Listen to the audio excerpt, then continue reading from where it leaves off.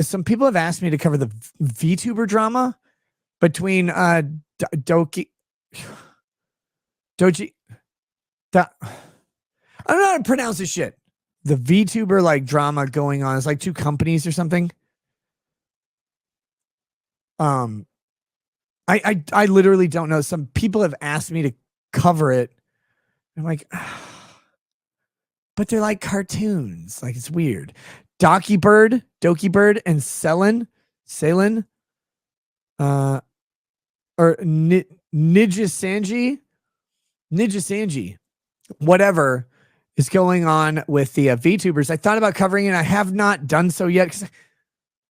Look, I don't like covering the VTuber community because when I do, I say things that make them mad. Like I say, it's kind of weird. Like power to the VTubers or whatever, but it's kind of weird the people who like throw shitloads of money at them. And I'm like, I don't always get it. I might call them cretins or animals or monsters or maybe criminals. I don't know. I say lots of stuff about lots of people, but I say lots of bad stuff about them. And I don't always like know if each individual VTuber fan is a bad person. But I know that like lawyers, and yes, I know what this means. All the lawyers get the rope at the end of the day. All of them. That's the only way society exists. And I have to accept my place on the family tree, so to speak. I say the same about VTuber fans. I know you might be the one who's not terrible. But just for the sake of obliterating the problem, you got to go too, fam. Into the wood chipper, my friend. Journey solidly into Elysium. CGI Ranger says, all the examples I've seen on Mindset streams are mainly girls who scream and act like children. Yes. Just because they're behind a cartoon character, somehow they get money for that. All right. So actually, I was reading an article about this. And I clicked on the article because the headline was so fucking compelling. It's basically how Nazis, because it's always back to the Nazis, created a cultural phenomenon and then Japan capitalized on it. And the idea behind this is that there's literally a psychological imperative for people to protect and preserve cuteness. Think about this. It's really, really interesting when you consider Japan, how broken it is. And when you consider Nazis, and I don't see what this has to do with Nazis, but apparently the Nazis created this value of cuteness and utilized it in their propaganda.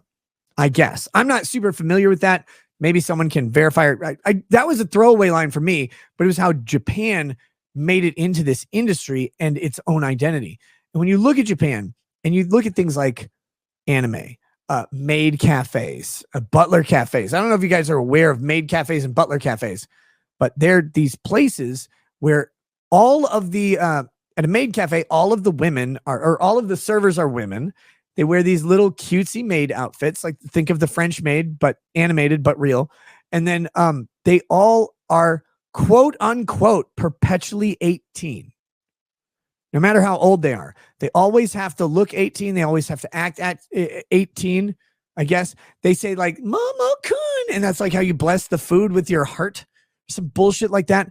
It's this really, really weird culture of these guys and women going into these cafes to be attended to by overly infantilized to the minimum age of consent waitresses. And some of these waitresses are 30, 35, 40 years old, but they look really young. They put on makeup to stay young. They stay in shape. And they're not naked or anything. They're almost conservatively dressed. It's not like skimpy maid uniforms. They have skirts that are a little short, but not too short. And they have, their tops aren't like super cleavagey, but they act like they act like impossible to deal with people as a profession. And the butler cafes are different. The butler cafes, but the same. The butler cafes are supposed to all be young men, right?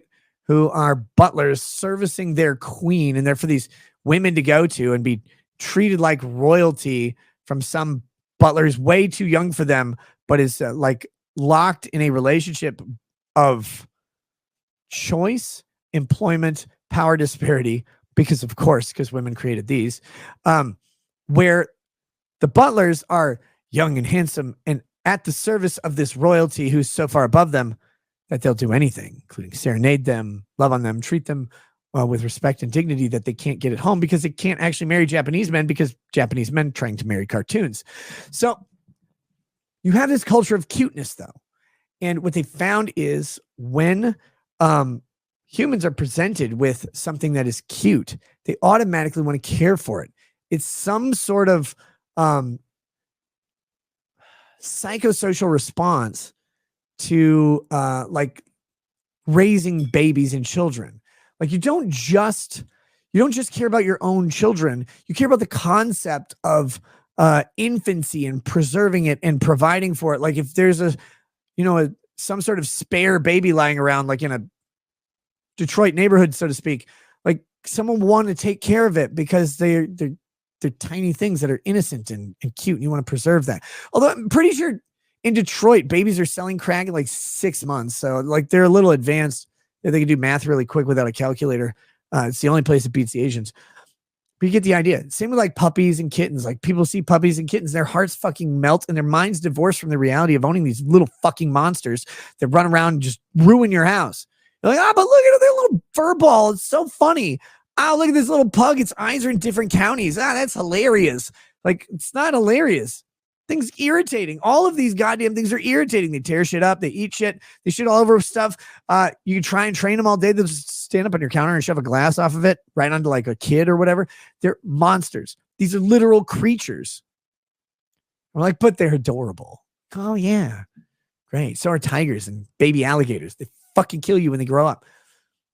Anyway, as we get into this, Japan's created an entire culture on cuteness, an economic culture of cuteness, from chibi anime to just slice of life cutesy anime to weird lolly shit to VTubers who act infantilized. This is where we were going with this. This is a big roundabout thing. Sorry.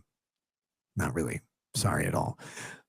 They act infantilized. They look infantilized. They play these cartoon characters that are infantilized and retarded. And if you ever talked to a person who acted like a VTuber in person, like imagine you go to a fucking Starbucks and who comes up to you is a VTuber and you're like, I want a grande, I don't know what the fuck they call venti. I want a large caramel macchiato or whatever. And what answers you back is a VTuber screaming at you about something at the highest energy ever. You would pull out a shotgun. You'd point at the VTuber and go, no, you're not the problem. I am. And then you put it in your own mouth like Kurt Cobain, you'd pull the trigger. It would be the most insufferable person of your entire life. But when they're divorced from that reality of interaction from you by a screen, what people do instead, because they can't point a shotgun at the VTuber or themselves, instead they just donate. Buy. I have to care for this retarded person spurging out on the internet because what will happen to them if I don't? I don't even know. Oh my God, they're so funny. They're best entertainers ever. Oh, they really aren't though. They really aren't. There's literally a psychological trick making you want to give them money. And the funny thing is, people will never realize this. They never, ever will realize this. They'll say, no. VTubers are actually the best entertainers. They're really good. That's why people give them money. It's not because they're infantilized and they're cute and like it's just my brain demands that I pay them. No, bro. It's like you're victim to marketing. Refined marketing. Straight from the Nazis all the way to the Japos. After they got nuked into oblivion, they came back and nuked us all financially. Here, buy my infant stuff. Protect it, preserve it. As we could not protect the shadows left on our walls of our children. But there you go. It's a weird thing. It's a weird thing. Fret Pounds is what's the address on this maid cafe. They're apparently all over Japan. The only maid cafe experience I had, when Lady Rackets and I, it was a couple Anime Matsuris ago, we went to both the maid cafe and the butler cafe, and they had brought like two of the like really good teams of them over. And I sat there and I was like, the fuck is this? Like, what is, I don't want this. I thought this was going to be way different. I thought this was going to be like sexy. No, it wasn't. It wasn't sexy. It was very disturbing. Very disturbing. So I'm I don't want to talk about the VTuber stuff too much because of that. My prejudice against VTubing in general. And again, it's not the VTubers. Like, go get it. Get your money. Like, sell all of that. If I could do that, I would. Rather, I have a problem with like what is happening to the community in the same way I don't really like ASMR streams and shit like that. It's like, it's not ASMR. It's a chick in a bra whispering. Like, it's not the same thing. Like, just call it chick in a bra whispering and I'm with you. Like, go throw money at her. Fine. Like, no, I just like the audio. No, Jesus Christ. Sure. We believe you. All right. Why am I talking about this? I don't even, someone brought it up. Doesn't matter.